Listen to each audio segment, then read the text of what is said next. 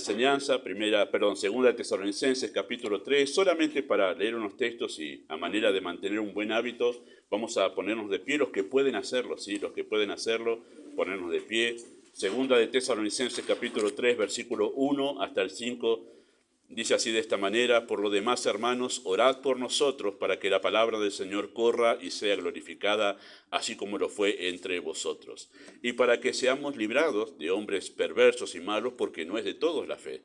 Pero fiel es el Señor, que os afirmará y guardará del mal. Tenemos confianza respecto a vosotros en el Señor, en que hacéis y haréis lo que os hemos mandado. Y el Señor encamine vuestros corazones al amor de Dios y a la paciencia de Cristo. Oramos. Amado Padre, al presentarnos ante ti en esta mañana, en un momento especial donde nos congregamos como iglesia para rendirte culto a ti, deseamos que al adorarte por medio de la enseñanza de la Escritura, tú obres poderosamente como tú sueles hacerlo en los corazones, confrontando nuestros pensamientos con la Escritura y llevando, Padre, todo pensamiento cautivo a la obediencia a Cristo. Así deseamos que sea en esta mañana. Pedimos tu bendición en el nombre de Jesús. Amén. Muy bien, muchas gracias. Pueden tomar sus asientos. Bueno, seguimos con la temática nosotros que hemos comenzado durante este mes, que es el mes de la Biblia.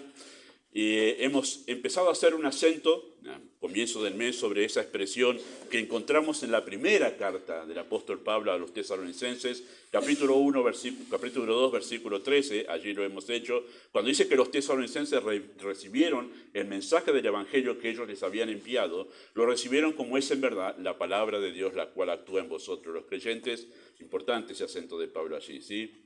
Y la Biblia es en realidad la palabra de Dios, esa expresión que hemos acentuado, ¿no? Y por ello, porque es la palabra de Dios, está investida la Escritura con la autoridad del Ser Supremo, ¿no? O sea, Dios es el Ser Supremo, es su palabra, la palabra conlleva esa carga de autoridad, ¿no? Del Ser Supremo. Por eso hemos hecho nosotros este acento. La Biblia es la máxima autoridad sobre todo asunto que en ella es tratado. ¿Sí? Todo lo que la Biblia habla, por ser la palabra de Dios, entonces sobre eso que la Biblia habla es la máxima autoridad. Decir que la Biblia es autoritativa, porque eso es decir que la Biblia tiene autoridad, es decir que es la única verdad, ¿sí? Es la única verdad sobre todo asunto que en ella es tratado, ¿sí? O sea, es la palabra final sobre eso, es la única verdad, no es algo más que se dice sobre cierto asunto, no, es la única verdad, acerca de Dios, acerca del ser humano, acerca de la vida, acerca de la naturaleza humana, acerca de la redención. Bueno, la Biblia es la única verdad. Pero también nosotros hemos dicho, a la luz de esa verdad de que la Biblia es autoritativa, decir que la Biblia es autoritativa incluye o supone poder, no solo lo decimos nosotros, no hablando del poder de las Escrituras. Y de estas dos verdades que hemos nosotros acentuado en los domingos anteriores, se desprende una más, y que es sumamente importante, ¿sí? Y la expresamos así a esa verdad. Decir que la Biblia es poderosamente autoritativa es decir que es suficiente, ¿sí? Es suficiente. ¿Suficiente para qué? Bueno, suficiente para cumplir los propósitos de Dios. Esta doctrina se llama, si usted la quiere encontrar en algún libro de teología o la quiere buscar por la internet para decir, quiero saber un poco más, se llama la suficiencia de las Escrituras. Así se llama esta doctrina y emana justamente de esas verdades que nosotros hemos considerado. La suficiencia de la Biblia es una doctrina en sí misma y es esencial para la vida cristiana porque señala, ¿sí?, el valor práctico de las Escrituras. Por eso es esencial esta doctrina de la suficiencia, porque se enfoca directamente sobre el valor práctico de las Escrituras. La definición teológica de esta doctrina de la suficiencia de las Escrituras dice así, lo puede encontrar en las confesiones de fe de los antiguos, la puede encontrar en un libro de teología, pero dice así la definición teológica de esa doctrina, ¿sí? Las Escrituras contienen todo lo necesario, ¿sí?, para la salvación y para la vida de fe, siendo efectivas en alcanzar sus propósitos. Esa es la definición teológica de esa doctrina que está en las Escrituras y se la concentra en esta definición, ¿sí? Las Escrituras, la Biblia, contiene todo lo necesario para la salvación y para la vida de fe, siendo efectivas en alcanzar sus propósitos. Nosotros la resumimos de otra manera. La Biblia es la autoridad sobre la fe y la práctica de la vida cristiana. Estamos diciendo exactamente lo mismo. Acá es un poco más específico esta definición. Esta doctrina de la suficiencia de las Escrituras señala que su contenido es suficiente, o sea, no hace falta agregarle más nada, y es capaz, ¿sí? Es poderoso para lograr los propósitos salvíficos y de santificación. Esos dos propósitos, ¿sí? Es eficaz para eso. Es importante señalar ese acento de para qué es suficiente, porque no es un libro mágico que de repente digo, bueno, tiene poder este libro, ¿no? Como a veces hacen las películas de Indiana Jones y algo así. Muy vieja, ¿no? Ya no sé, tengo que citar otra, me tengo que actualizar para dar ejemplos. Pero como diciendo, esto tiene poder, lo voy a poner debajo de la almohada para que me llene de poder para mañana enfrentar el... Bueno, no sucede así, hermanos. No sucede de esa manera. Tengamos cuidado con hacer de esto algo místico, ¿no? Me la llevo al trabajo porque tiene poder y acá mientras voy me rodea un aura de poder. No funciona así. No es así como funciona, ¿sí? Tengamos cuidado con eso. Bueno, me la llevo porque hoy tengo un examen en la universidad y esto tiene poder. Bueno, me la llevo, la pongo debajo del pupitre en la universidad. No sé si se usa pupitre, pero bueno. Pero ahí la voy y me llena de poder para dar el examen. No funciona así, ¿sí? Tengamos cuidado con esas cosas. Es eficaz, es suficiente para la salvación y para la santificación del creyente, ¿sí? Los textos emblemáticos de esta doctrina, y digo los textos emblemáticos porque yo estoy usando un texto que no es directo así. Y he intentado, he hecho de mi propia intención, no, voy a ir a los textos, y el Señor me dijo, no, Tesalonicenses me dijo, Tesalonicenses. Así que no pude ir a los otros textos, pero solo lo menciono para que ustedes sepan que esta doctrina parte de estos textos que voy a mencionar, simplemente a manera de mención. Segunda de Timoteo, capítulo 3, versículo 14 al 17, que aparecen aquí los textos, ¿sí? Dice así, pero persiste tú, Pablo le habla a Timoteo, en lo que has aprendido te persuadiste, sabiendo de quién has aprendido, y que desde la niñez has sabido las sagradas escrituras, las cuales te pueden... Y ahí empieza a hablar de la suficiencia de la Escritura, Pablo. Te pueden hacer sabio para la salvación por la fe que es en Cristo Jesús. Toda la Escritura es inspirada por Dios y útil. Ahí habla de la suficiencia. ¿Útil para qué? Bueno, para enseñar, para redarguir, para corregir, para instruir en justicia, a fin de que el hombre de Dios sea perfecto. La palabra es completo, enteramente preparado para toda buena obra. Salvación y santificación, para esto la Biblia es suficiente, Timoteo. Y le está hablando a un pastor, diciéndole, para todo lo que es tu ministerio con las personas, no precisas más que la Biblia. De eso vamos a hablar un poco la semana que viene, Dios mediante. Pero la suficiencia de la Escritura parte de este pasaje principalmente, ¿sí? 2 Timoteo 3, 14 y 15, que ahí están las dos doctrinas importantes, autoridad y suficiencia de la Escritura. ¿Dónde está la autoridad? Es la palabra de Dios, toda la Escritura. ¿Dónde está la suficiencia? Es útil para todo lo que se refiere a salvación y santificación, ¿sí? Ese es el texto emblemático de esta doctrina. El otro texto emblemático de donde surge esta doctrina de la suficiencia es Salmo 19, 7 al 11, que lo solemos cantar, ¿verdad? Dice así el texto, la ley de Jehová es perfecta, completa, perfecta, no le hace falta nada más. ¿Qué hace esa palabra de Dios? Bueno, primero convierte el alma. Es perfecta, completa para convertir el alma. El testimonio de Jehová, que se refiere a la palabra de Dios, ¿qué hace? Bueno, hace sabio al sencillo. Los mandamientos de Jehová son rectos. ¿Qué hacen? Bueno, alegran el corazón. El precepto de Jehová es puro. ¿Qué hace? Alumbra los ojos. El temor de Jehová es limpio, que permanece para siempre. Los juicios de Jehová son verdad, todos justos. Deseables son más que el oro y más que el mucho oro afinado. Y dulce más que miel que la que destila del panal. Tu siervo es amonestado con ellos y en guardarlos hay grande galardón. De este pasaje surge también la doctrina de la suficiencia de las Escrituras. Todo lo que es necesario para una correcta relación con Dios que nosotros queremos tener, la Biblia es suficiente, tanto para salvación y santificación, y el rey David lo sabía. La ley de Jehová es lo único que es necesario para tener una buena relación con Dios. Isaías 55, 10 y 11 es un texto no tan directo en sí como que se usa primario en esta doctrina, pero también habla sobre eso de una manera muy clara también. Dice así el texto, Isaías 55, 10 y 11, como desciende de los cielos la lluvia y la nieve, y no vuelve allá, sino que riega la tierra y la hace germinar y producir, y da semilla al que siembra y pan al que come, así será mi palabra. hace una comparación, ¿no?, con la lluvia. Así será mi palabra, que sale de mi boca. ¿Cómo será? Bueno, no volverá a mí vacía, sino que hará lo que yo quiero y será prosperada en aquello para que la envíe. Noten que Dios establece el propósito de qué será el resultado de la palabra. Dios lo establece, no lo establecemos nosotros. Va a ser prosperada en todo aquello que yo la envíe y en todo aquello que yo quiera. Para otras cosas, no. Pero para lo que yo quiero, en eso será prosperada. Y habla de la suficiencia de la Escritura, ¿no? Y también se puede ver de una manera un poco más sintética esa suficiencia de la Escritura en Isaías capítulo 8, versículo 20, ¿no? A la ley y al testimonio. Si no dijeren conforme a esto, es porque no les ha amanecido. Suficiencia. Para saber la verdad, para saber si alguien está en la verdad o en el error, la Biblia es suficiente. No hace falta otra cosa. Simplemente eso, ¿sí? Muchos textos que pueden hablar acerca de lo mismo. También, por ejemplo, se puede ver cómo Cristo citó la suficiencia de la Escritura cuando él, se acuerdan, presente eso que algunos dicen que es una parábola y otros dicen que es una historia real.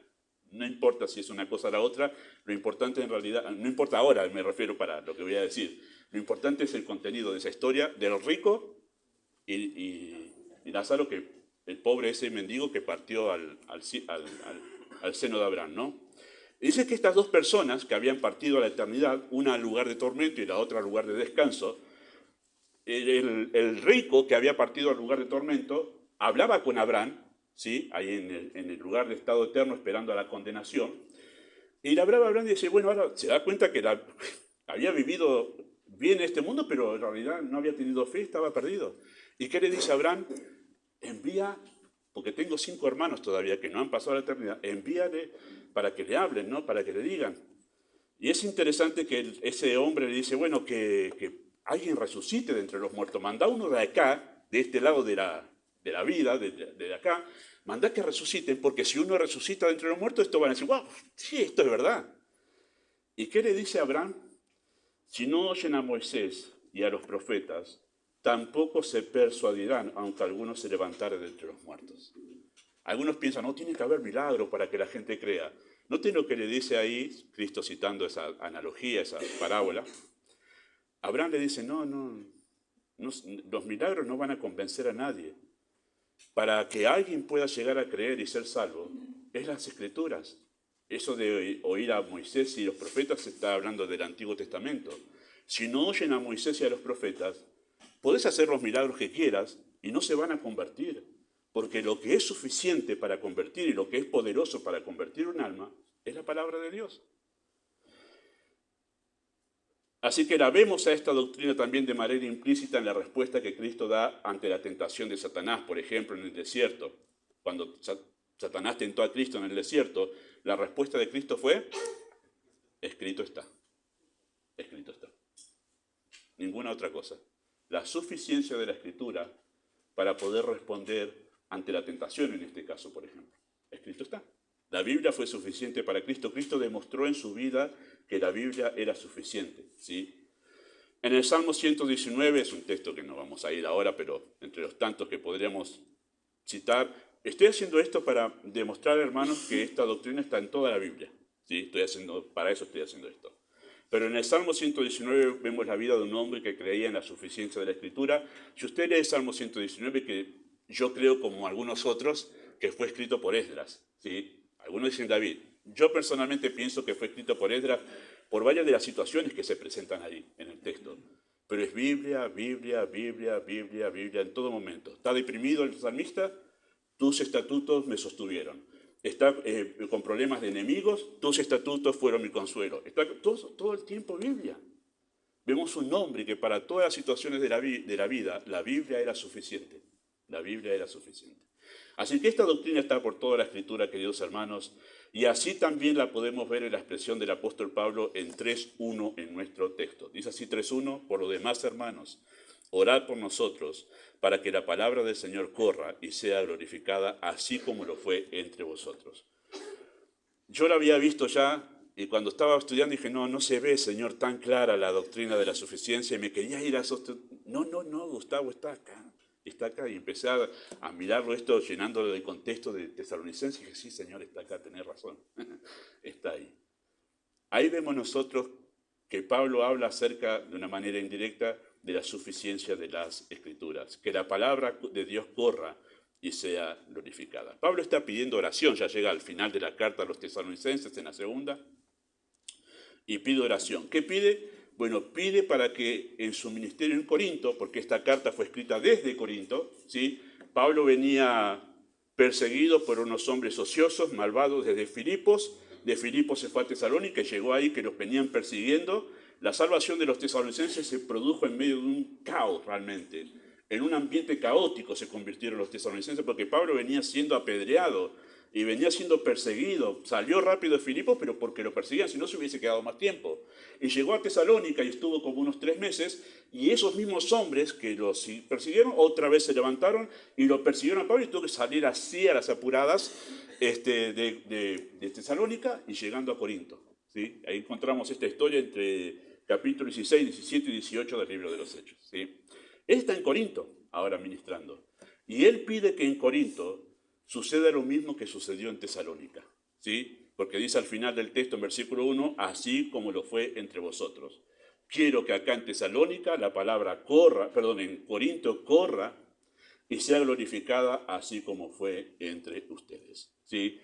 Pablo pide que la palabra de Dios fluya con rapidez, sea dinámica y que al hacerlo sea puesta bien en alto en ese ministerio que estaba empezando ahí en Corinto. Así que lo que sucedió en Tesalónica es un vívido cuadro o un vivo cuadro de lo que sucede cuando la palabra corre y es glorificada. Porque eso es lo que Pablo está diciendo.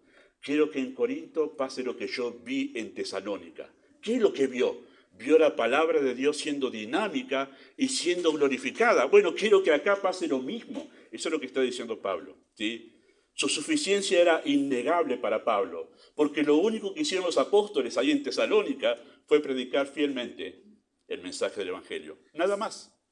Vamos a hablar un poco de eso la semana que viene, de Pablo y su confianza como ministro en la suficiencia de la Escritura, pero ellos no hicieron nada más.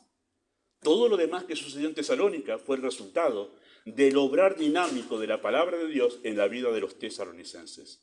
Así que lo que sucedió en Tesalónica es la evidencia de lo que sucede cuando el liderazgo e iglesia toman en serio la palabra de Dios. Lo que sucedió en Tesalónica con la palabra de Dios nos permite a nosotros graficar la doctrina de la suficiencia de las Escrituras respondiendo esta pregunta. ¿Qué nos enseña la doctrina de la suficiencia de la Biblia? Bueno, y este es el enunciado principal de este sermón. La predicación fiel y exclusiva de la Biblia es suficiente para todo lo que implica ser un cristiano. Y eso lo vamos a ver en capítulo 1, versículo 2 al versículo 9. ¿Sí? Este es el enunciado principal y eso vamos a tratar de explicar en esta mañana. Queridos hermanos, ser libre, obrar de la palabra de Dios es suficiente para producir las 3 cosas que condensan el todo de la vida cristiana. Y ahí les invito a ir a Primera de Tesalonicenses, capítulo 1. Primera de Tesalonicenses, capítulo 1, en sus Biblias.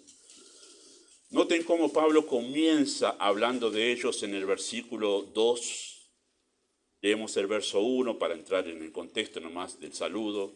Dice Primera de Tesalonicenses 1:1, Pablo, Silvano y Timoteo, a la iglesia de los tesalonicenses en Dios Padre y en el Señor Jesucristo, gracia y paz sean a vosotros de Dios nuestro Padre y del Señor Jesucristo. Verso 2, damos siempre gracias a Dios por vosotros, haciendo memoria de vosotros en nuestras oraciones. Noten verso 3, acordándonos sin cesar delante de Dios, del Dios y Padre nuestro, de la obra de vuestra fe, del trabajo de vuestro amor y de vuestra constancia en la esperanza de nuestro Señor Jesucristo. Esas 3 cosas que menciona ahí concentran todo lo que la palabra de Dios hizo en la vida de los tesalonicenses. ¿Sí? El obrar de la fe, la obra de la fe, de vuestra fe, el trabajo de amor y la constancia en la esperanza en nuestro Señor Jesucristo. ¿Sí? Esas 3 cosas que Pablo menciona son indicios fundamentales de una verdadera conversión. Usted dice, bueno, no sé si soy salvo. Usted dice, bueno, tengo familia, no sé si los de mi familia son salvos. Ellos dicen que son salvos. Bueno, esto que vamos a ver que produce la palabra de Dios en la vida de una persona va a servir no solo para que nosotros nos examinemos si estamos realmente en la fe, si somos salvos, sino también para examinar a nuestra propia familia, para ver si nuestros hijos, sus hijos, perdón, son salvos, si su esposa es salva, si su esposo es salvo, porque esto es producto de la palabra de Dios en la vida de una persona. Pablo dijo que se replique en Corinto lo que yo vi. Vi la palabra trabajando dinámicamente y produjo estas tres cosas en ustedes, por lo cual me siento agradecido. Gracias. Gracias por esa obra de la fe, gracias por el trabajo de amor y la constancia. Tres cosas que identifican a un verdadero creyente en el cual la palabra de Dios ha hecho una obra sobrenatural. ¿Sí? Bueno, vamos a ver esas tres cosas, ¿sí?, que pasó en la vida de los tesalonicenses como resultado del obrar dinámico de la palabra de Dios. ¿Sí? Vamos a hablar entonces en primer lugar de la obra de la fe, la obra de vuestra fe. ¿Sí?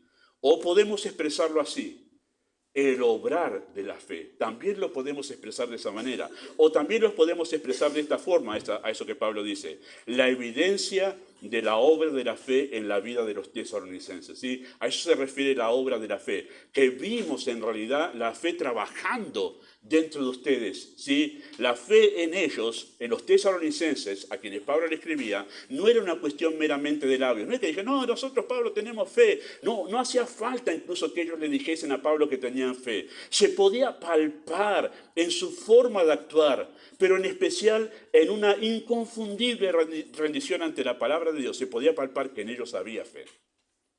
No hace falta que nosotros tratemos de convencer a la gente: no, yo tengo fe, sí, yo tengo fe. No, se puede ver cuando hay fe, se puede palpar la fe en la manera de actuar, pero especialmente en la relación que una persona tiene ante la palabra de Dios. ¿Por qué? Bueno, porque la fe nace de la palabra de Dios y además la fe crece por medio de la palabra de Dios. La fe es la capacidad para responder en sumisión a la voz de Dios. Por eso es inevitable que la fe pueda hacerse visible en la relación que una persona tiene ante las Escrituras, porque la fe nace de acá. La fe nace por el oír, y el oír por la palabra de Dios nace de acá, no hay manera. La Escritura es la madre de la fe, surge de acá. Entonces la relación que va a tener esa fe, si está en la vida de una persona, es que la va a impulsar a buscar, como un niño busca a su mamá para que lo alimente. La fe busca las Escrituras para crecer y nutrirse. Es inevitable eso. Así que se puede palpar claramente si hay fe dentro de una persona. Y Pablo lo vio en los tesalonicenses. Yo vi esa palabra dinámica obrando y haciendo visible la fe que había en el corazón de esta gente. Tremendo. Noten las tres cosas que demuestran justamente que había fe verdadera en los tesalonicenses y Pablo podía sentarse a dar gracias por ellos. En primer lugar, ellos recibieron la palabra en medio de gran tribulación con gozo del Espíritu Santo. Versículo 6 y versículo 7 dice así: vosotros vinisteis a ser imitadores de nosotros y del Señor, recibiendo la palabra en medio de gran tribulación, con gozo del Espíritu Santo, de tal manera que habéis sido ejemplo a todos los de Macedonia, los de Acaya que han creído. Interesante, ¿no? Interesante. Ellos recibieron la palabra en medio de gran tribulación. Como les dije, Pablo llegó a Tesalónica perseguido, así. No llegó como: vamos, muchachos, vamos acá, los grandes misioneros hacen una campaña, preparamos la carpa acá, todo para... No, llegó así apurado, perseguido. Todos sabían que venían persiguiéndolo. Estos predicadores, se los llamaba como de nuevos dioses, venían perseguidos allí. Y los tesalonicenses están escuchando a un hombre que vino apedreado ya, en esa circunstancia. Queridos hermanos, si uno dice: bueno, tiene que haber la condición apropiada para que alguien se convierte, este debe ser el contexto. Si nosotros humanamente hablamos acerca de los tesalonicenses, debemos decir: no era el mejor contexto para que ellos dijeran: sí, queremos esta fe, queremos creer en este Cristo que Pablo viene predicando. No era el mejor contexto. En medio de tribulación, ellos recibieron la palabra que los apóstoles le estaban hablando acerca del Evangelio de Cristo, la palabra de Dios. Tremendo, ¿no? Ellos la recibieron en medio de tribulación, pero es interesante lo que Pablo dice. ¿Cómo la recibieron? Con gozo en el Espíritu Santo. ¡Wow! Con gozo en el Espíritu Santo. Es medio difícil imaginar el contexto en la mente, ¿no? Una tribulación, un hombre perseguido, 3 hombres perseguidos, vienen ahí con un gran conflicto, la ciudad se alborota, estos hombres vienen y siguen alborotando la ciudad, Y en medio de esa circunstancia Pablo sigue predicando el Evangelio donde puede hacerlo allí. Y estos tesalonicenses que lo escucharon a ellos, recibieron esa palabra sabiendo lo que se les podía venir a ellos también, ser perseguidos también, ser apedreados como Pablo, pero la recibieron. Tremendo, ¿no? Y la recibieron con gozo. Ese recibir la palabra en medio de una gran tribulación y hacerlo con gozo, no renegando, wow, la Biblia otra vez, dale, si te escuchamos, no, con gozo, fue un claro indicador de lo que significó para ellos la palabra de Dios. Esto no se puede atribuir a otra cosa, queridos hermanos, que a la fe verdadera, a la fe que nace de una verdadera conversión. No se puede atribuir a otra cosa. Humanamente cualquiera rechazaría esto. Humanamente cualquiera escaparía de cualquier tipo de sufrimiento, pero estos recibieron la palabra muy a pesar de que había una gran tribulación y iban a tener gente en contra de ellos, que es mencionado en capítulo 2 eso. En segundo lugar, ellos anunciaron la palabra, impactando más allá de sus contornos en medio de esa gran tribulación, porque versículo 8 dice, porque partiendo de vosotros ha sido divulgada la palabra del Señor, no solo en Macedonia y Acaya, sino que también en todo lugar vuestra fe en Dios se ha extendido, de modo que nosotros no tenemos necesidad de hablar nada, porque ellos mismos cuentan de nosotros la manera en que nos recibisteis y cómo os convertisteis de los ídolos a Dios para servir al Dios vivo. Tremendo. Ellos impactaron más allá de sus contornos en medio de gran tribulación. O sea, no solo recibieron la palabra ellos, sino que también se preocuparon por impactar con el mismo mensaje a todo su entorno. Pero no solo su entorno, sino que dice que Macedonia y Acaya, o sea, otras provincias, aparte de la provincia donde ellos estaban, fueron impactadas en el Imperio Romano por el testimonio de los tesalonicenses, que al recibir la palabra en medio de gran tribulación con gozo, dijeron, wow, este es un gran tesoro, no podemos callar esto. Y hablaron el mensaje, impactaron gran parte del Imperio Romano. Pablo dice, wow, ustedes han mirado, nosotros no tenemos que hablar nada, llegamos a todo lugar y ya escuchamos de ustedes. Ustedes sembraron delante de nosotros las semillas que nosotros estamos recogiendo. Pablo llega allí a Acaya, donde estaba Corinto, y entonces llega y se da cuenta, wow, acá ya están impactados por el mensaje de los tesalonicenses. ¿Y qué fue lo que impactó? Que ellos compartieron la palabra de Dios porque la apreciaron en un grado sumo.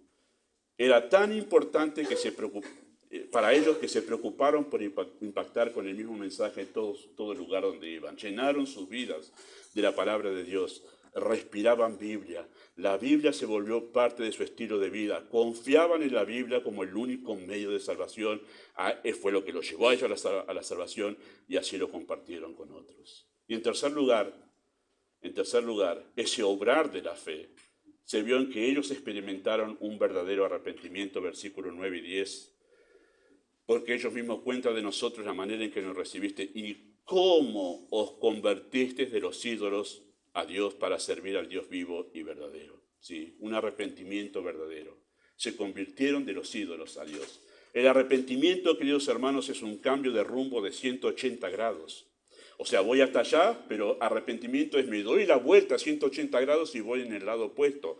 Eso es arrepentimiento. Es un cambio radical en un sentido opuesto al que estaba yendo.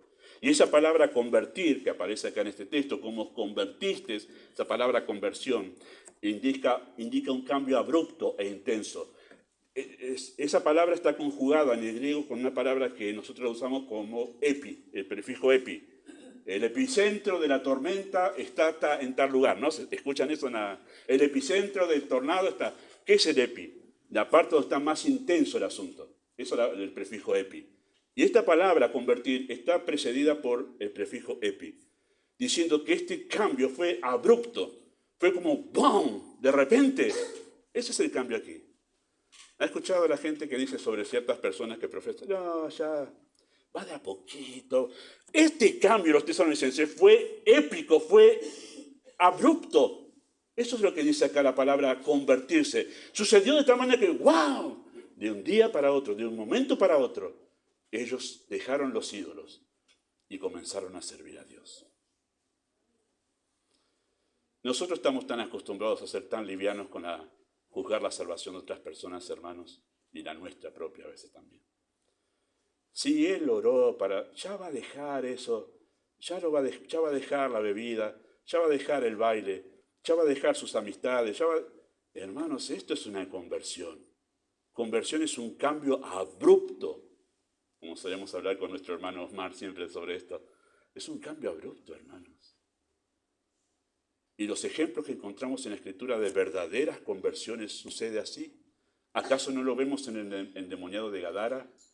Abruptamente, luego de que Cristo lo convierte, aquel hombre que andaba gritando, aquel hombre que andaba semidesnudo, aquel hombre que andaba se comportaba violentamente con todos, de repente la gente viene y ve, wow, no era el mismo. Está sentado, ya no anda gritando, está en su juicio cabal y además está vestido.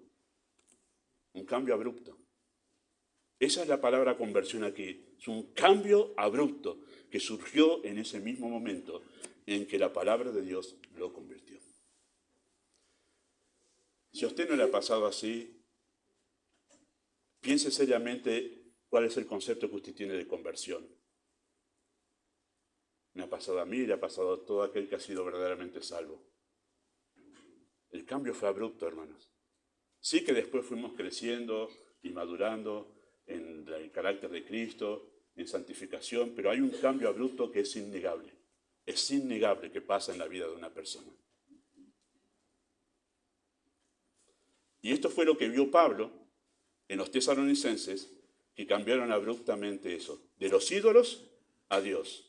No es que, mira, tengo 5 ídolos, dejé 4 ahora, pero hay uno que lo dejaron todo, lo sacaron todas sus casas y ellos fueron allí. Y eso mismo pasa en otros aspectos de la vida, que señalan y marcan que estamos esclavizados al pecado. Cuando nos convertimos, lo dejamos.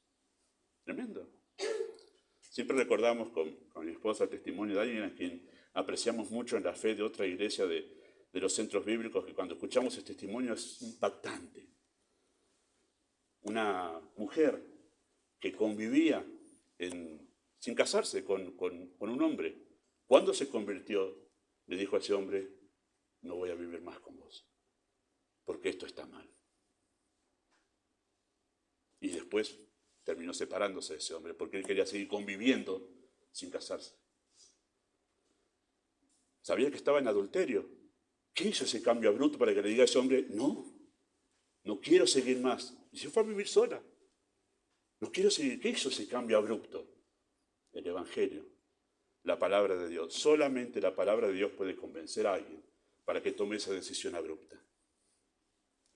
Ustedes conocen a mi hermana Mónica, que vino a visitarnos hace poquito, estaba de misionera en Uruguay. Pero cuando ella se convirtió estaba de novia con un incrédulo. Y mi hermana quería bautizarse. Todos nos bautizamos con mis 3 hermanos, con Patricia. Nosotros estábamos más o menos en la misma época. El pastor le dijo, bueno, si vos querés bautizarte, vos tenés que dar testimonio de que Cristo es tu Señor. Y vos no podés estar de novia con un incrédulo. ¿Y sabe lo que hizo mi hermana? Terminó su noviazgo. Cuando ese muchacho a quien le predicó el Evangelio no quería saber nada con el Evangelio. Y lo dejó.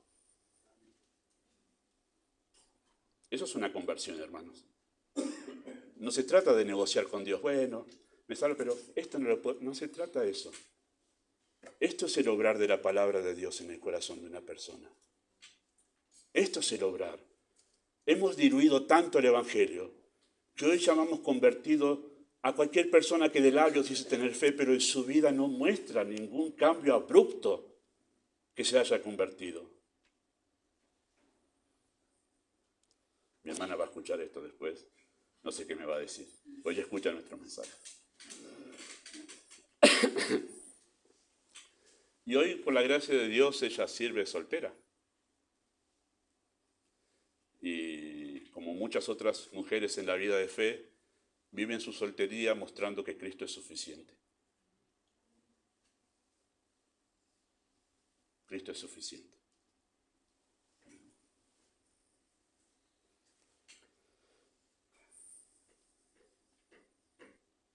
La salvación verdadera tiene este efecto: abruptamente y en un instante impulsa a la persona a un cambio de rumbo. No la vuelve perfecta e impecable, pero sí es definitivamente claro el cambio de postura ante Dios. Ahora Dios es todo para mí. Ese es el cambio. Esa es la conversión. Hay un cambio de actitud ante Dios. Antes y hay un cambio de actitud ante el señorío de Cristo, ante la verdad de Dios. Hay un cambio abrupto en esas tres cosas que son tan importantes. Se consagraron ellos al servicio de Dios. Bueno, esta es la obra de fe que Pablo vio en los tesalonicenses, que dijo, oren por mí, por nosotros. Vamos a hablar de esa frase, oren por nosotros, la semana que viene. Pero dijo, oren por nosotros, para que la palabra de Dios haga lo mismo que hizo en ustedes, lo haga acá en Corinto.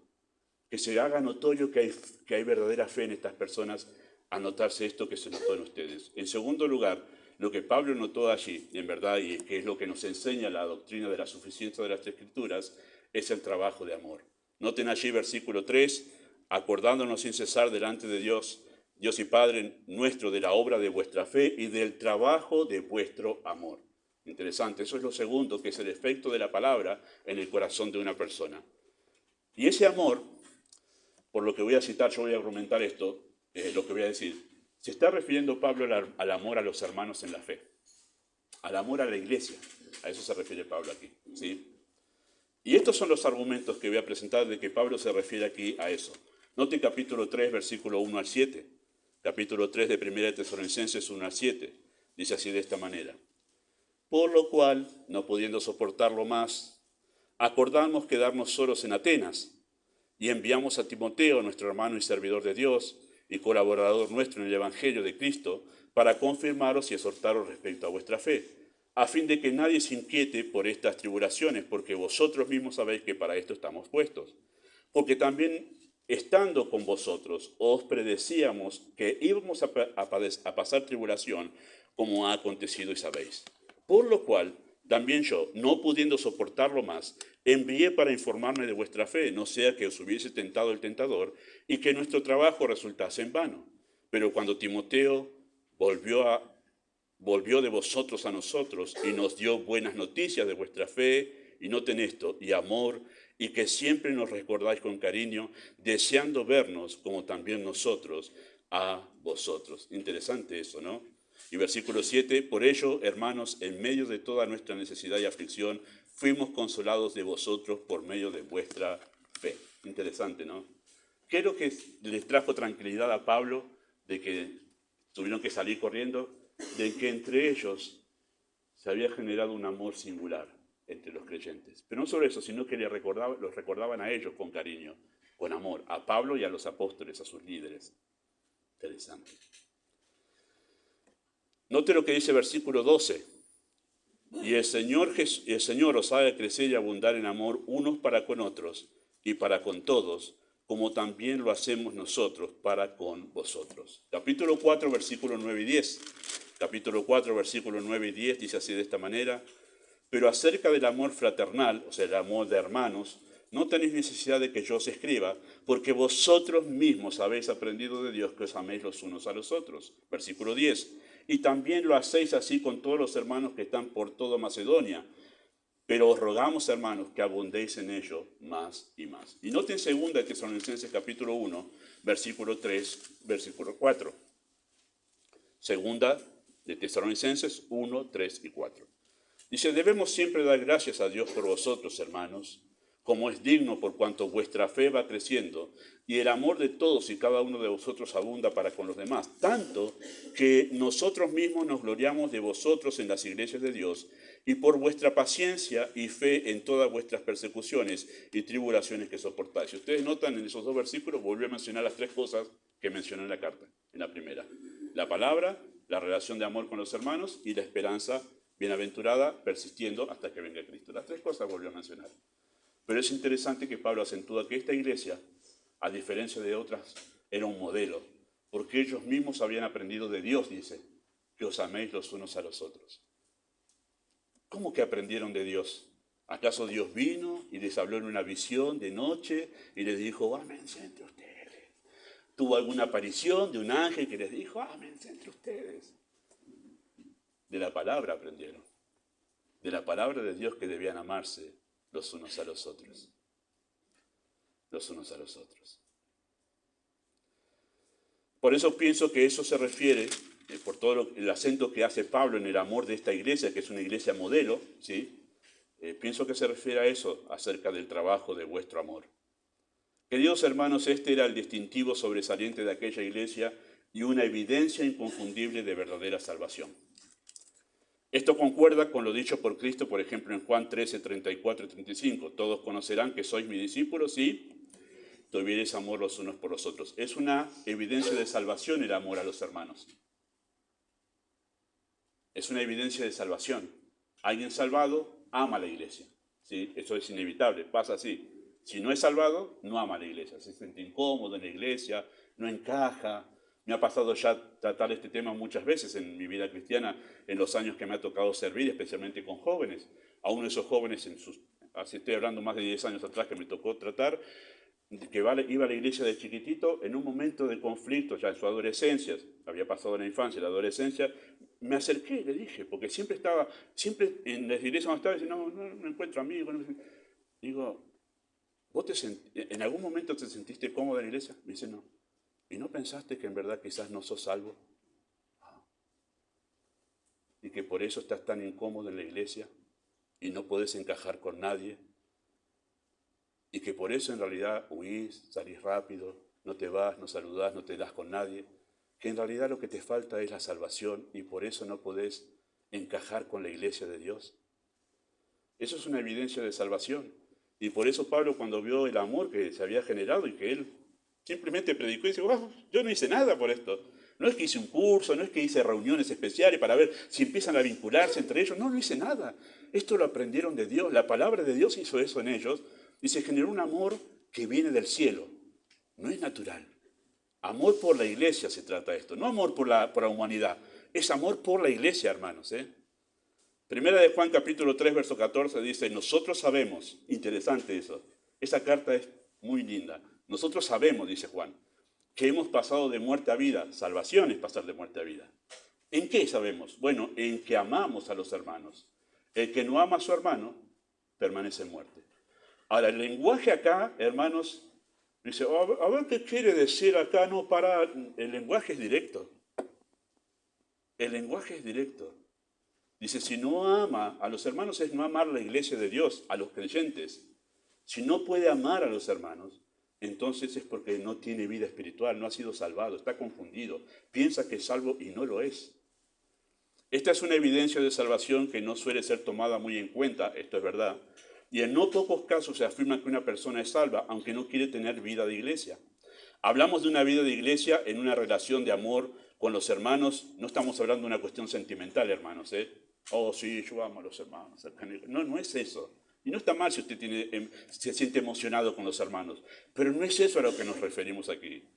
Un amor que se evidencia en preferencia por la iglesia antes de estar con las personas del mundo, preferencia por la iglesia, servicio a los hermanos, un servicio abnegado, no un servicio para conseguir cosas de ellos o para conseguir un puesto en la iglesia, sino servicio por amor a ellos, silencioso, abnegado, sacrificial, y no importa, no busco tu amistad, te sirvo porque te amo, y compromiso con la congregación.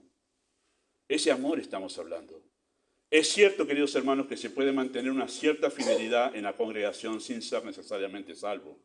Muchas personas asisten fielmente a una iglesia sin ser salvas, ¿no? Siempre recuerdo el caso de la iglesia de Monte Grande, cuando estaba el pastor Ronaldo Olmes, que era el papá del pastor Colby, que algunos conocen.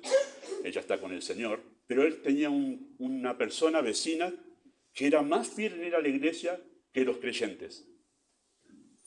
Pero siempre rechazó el Evangelio y murió rechazando el Evangelio. Le hizo todos los bancos a la iglesia de Monte Grande. Y el pastor Olmes le predicaba, pero él rechazó siempre el Evangelio. Y murió sin Cristo. Pero era más fiel asistiendo a la iglesia que los creyentes.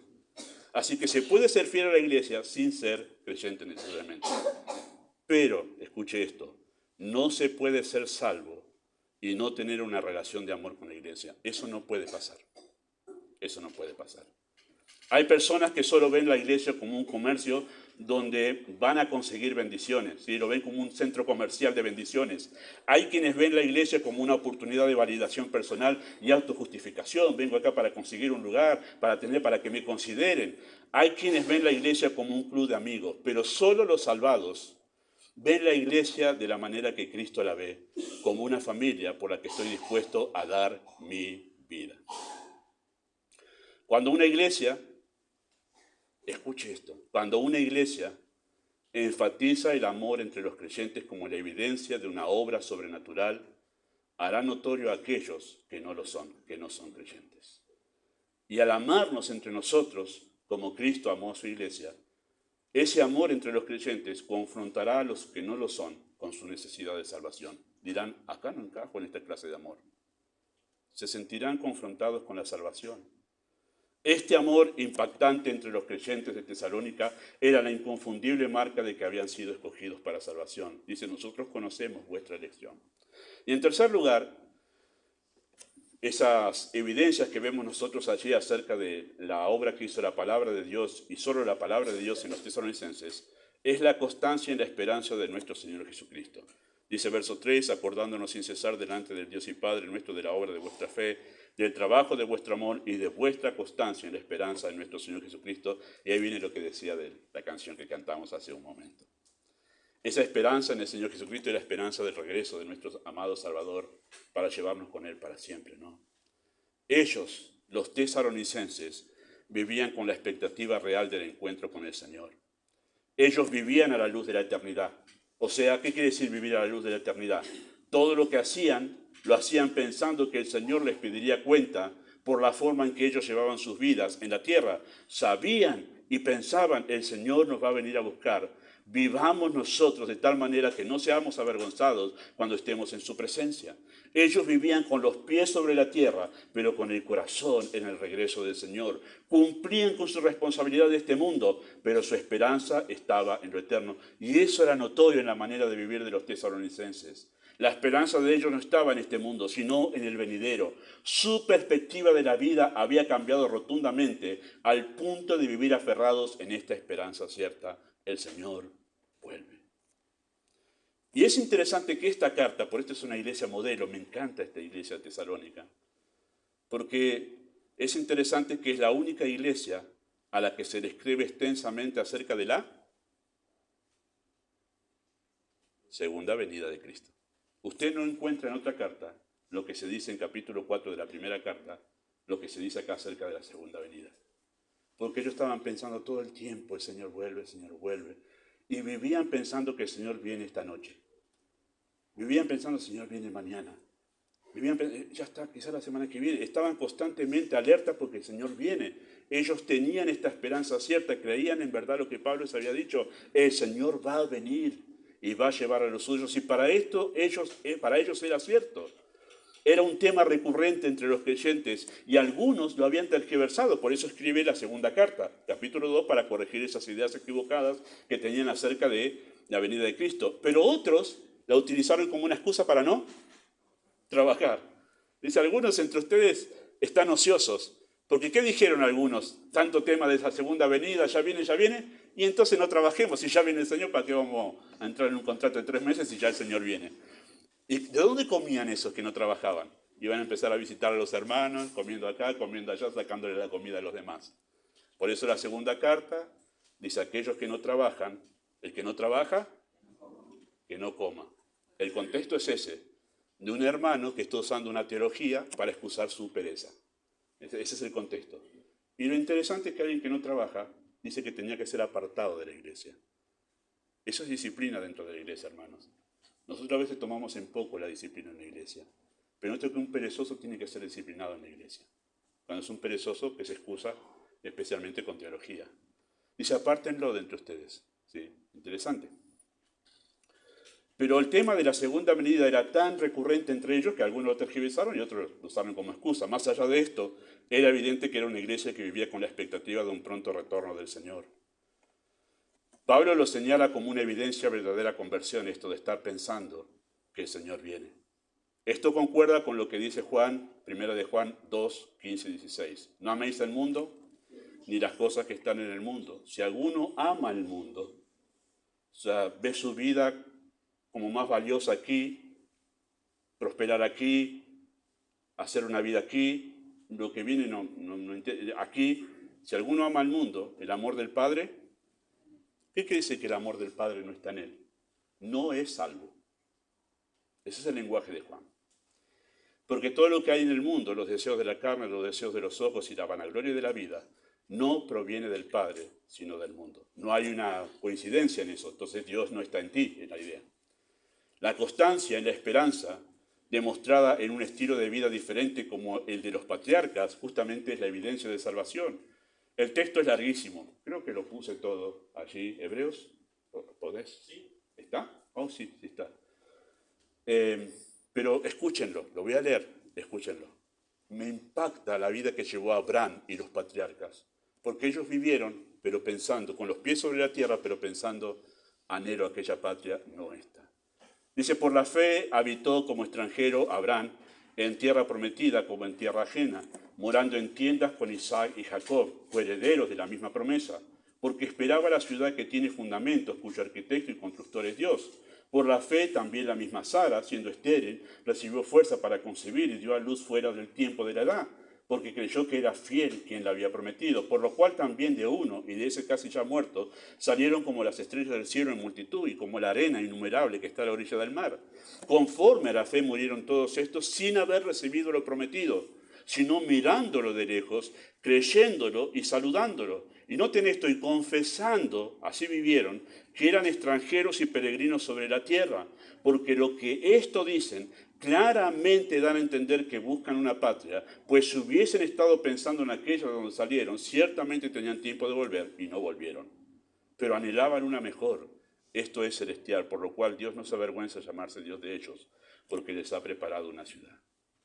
Este mundo no valía nada para ellos. Eran responsables con todas sus cosas, los patriarcas, ¿sí? Con su vida familiar, con su trabajo, cuidando las ovejas, el trabajo que tenían. Todo eso eran responsables. En su relación con las personas eran responsables, su vida social, todo eso. Pero su corazón no estaba acá, su corazón estaba en el cielo. Y cuando tú encuentras creyentes que están más pensando todo el tiempo en el dinero que en lo eterno, tú tienes que pensar que algo raro hay ahí, que muy probablemente no haya fe.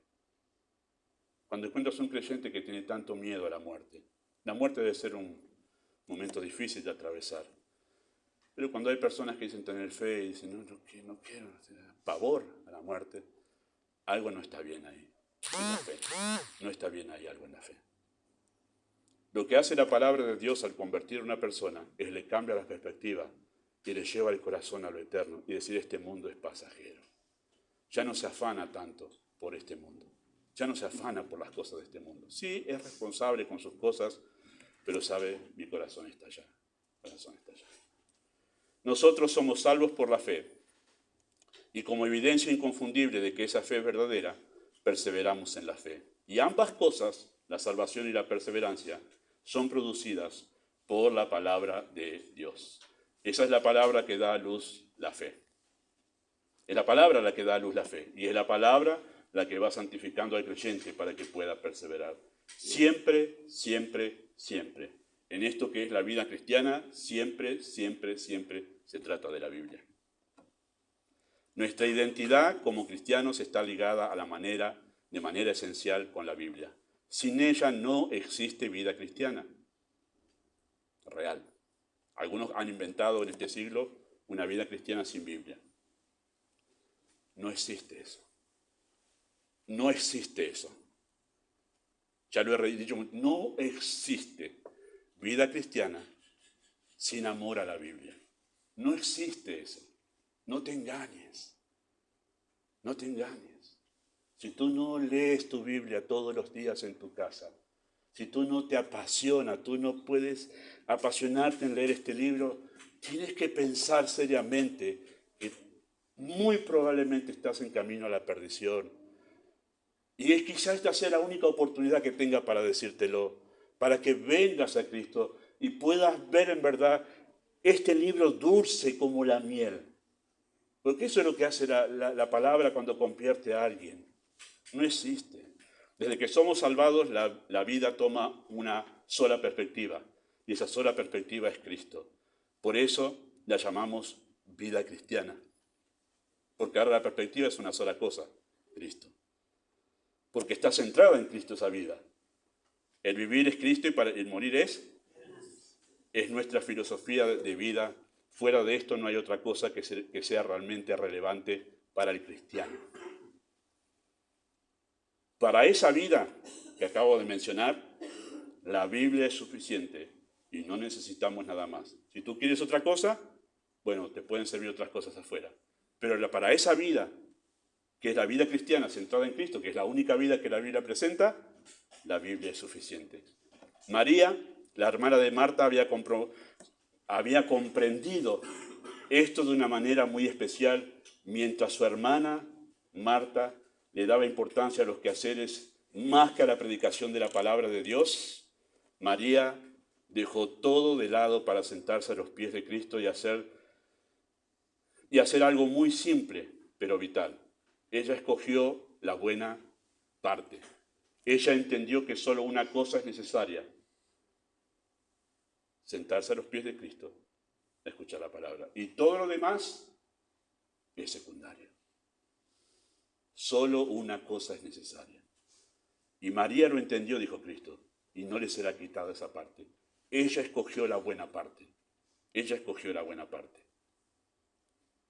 Ella entendió el inmenso valor de escuchar a Dios hablando al corazón. Y eso solamente, queridos hermanos, lo genera la Escritura. La palabra de Dios sembrada en el corazón. No hay otra manera, es sobrenatural eso. En tiempos en que personas que profesan ser creyentes están dispuestas a sacrificar las pocas oportunidades de escuchar la palabra de Dios por cosas insignificantes. No pude estar porque estaba preparando la comida. ¿En serio? ¿En serio me estás diciendo eso? ¿En serio? Cuando es la única oportunidad para algunos un día domingo escuchar la exposición de la Escritura, la comida era más importante. Compre comida hecha si es que no tiene tiempo, pero no sacrifique lo más precioso de Dios por eso. Hoy tuve que lavar ropa y no la puede lavar en otro momento. Solamente estamos aquí 3 horas, queridos hermanos. El día domingo tiene más horas. ¿En serio me está diciendo eso? Ahora lo que estoy diciendo eso, al enfatizar eso es, tiene que haber un problema espiritual ahí. Tiene que haber un problema espiritual para que tú me digas que sacrificas lo más importante de Dios por cualquier otra cosa. Lo que estoy diciendo quizás sea las pocas oportunidades que tenga para decir esto. No sé cuándo el Señor me llevará. Pero no puedo dejar de decirlo para confrontar el corazón de ustedes con la realidad espiritual de sus almas, queridos hermanos.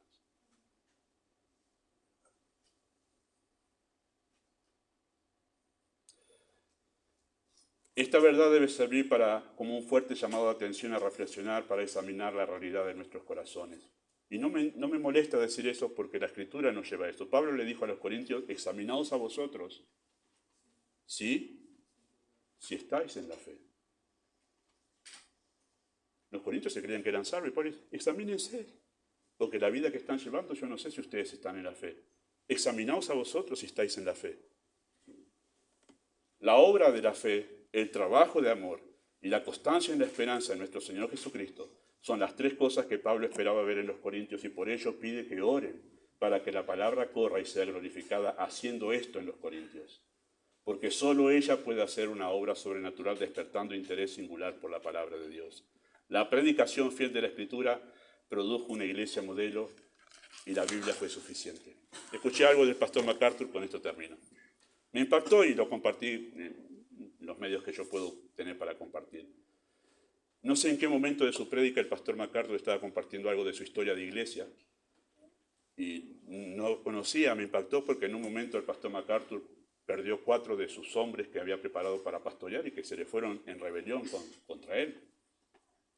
4 hombres que yo quería, un día me presenté, dice el pastor MacArthur, para decirle cuánto los amaba, y yo me dice, si vos pensás que somos tus amigos, no lo somos, le dicen estos 4 colaboradores. Y motivaron a la iglesia para rebelarse contra él. 250 personas en 8 años se le fueron de la iglesia a pastor MacArthur. Y en esa exposición que él está haciendo, dice, nadie me invitó a irme, por eso me quedo, dice, tampoco tenía dónde ir, le dice pastor MacArthur. Dice, yo no vengo con ninguna idea ingeniosa acá con ustedes, hermanos, no vengo con un método, no vengo con nada, yo enseño la Biblia, dice el pastor MacArthur, nada más. Y hermano, yo no vengo con ninguna idea ingeniosa acá, no soy MacArthur, obviamente, pero no vengo con ninguna idea ingeniosa a esta iglesia.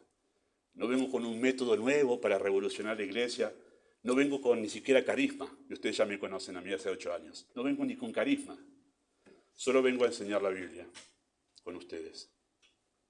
Porque creo que esto es lo que va a producir un cambio en la vida de ustedes. Y si no lo hace esto, no lo hace nada. No lo va a hacer nada. Y si algo va a formar esta iglesia, va a ser la predicación constante de este libro. Y si no, no lo va a hacer nada.